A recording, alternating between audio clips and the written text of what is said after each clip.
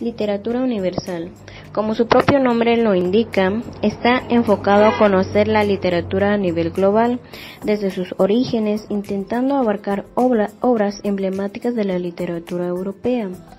Dentro de la literatura universal encontramos dos grandes clasificaciones literarias. La primera, clasistas, son aquellas tendencias que recuperan los valores literarios del pasado y la tradición. La segunda, que son vanguardistas, están destinados a promover una reducción o cambio en la literatura rompiendo con las tradiciones. Los movimientos literarios más importantes de la historia universal son clasismo, medieval, renacimiento, barroco, neoclasismo, romanticismo, realismo, surrealismo, modernismo y realismo mágico. Géneros literarios. Los géneros literarios son un conjunto de categorías para clasificar a los textos que componen la literatura, atendiendo tanto a su estructura como a su contenido, y se divide en 4 categorías. El género narrativo relata una historia en la que aparecen ciertos personajes en un tiempo y espacio determinado. El género lírico transmite sentimientos y emociones a través de la voz lírica.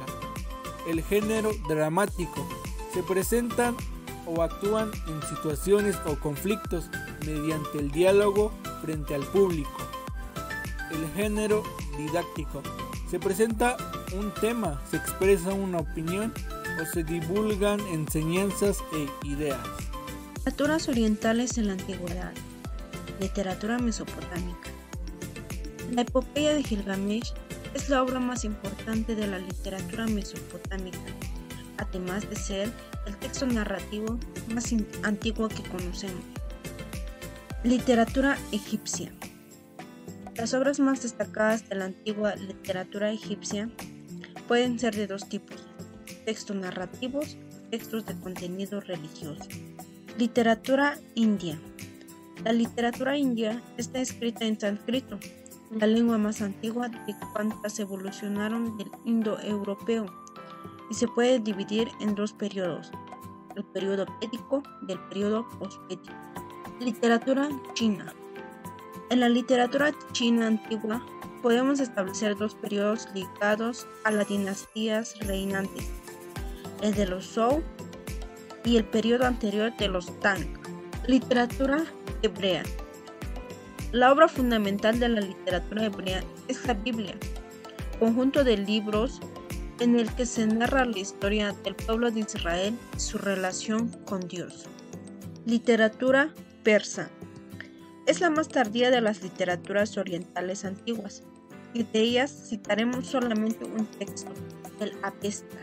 Grecolatina hace referencia a 2 grandes culturas que son Grecia. Es una cultura arte de la literatura. Los griegos han cultivado diferentes géneros literarios, que es la lírica, la épica, la dramática y la retórica, así como la prosa histórica y filosófica. Roma tiene una etapa de verdadera originalidad, con escritores tan trascendentes como Virgilio, que sigue las maneras de Homero en la Eneida, como Ovidio, que supera la misma poesía griega en la Metamorfosis. Estos nombres muestran la calidad que alcanzó la literatura latina después de superar las etapas.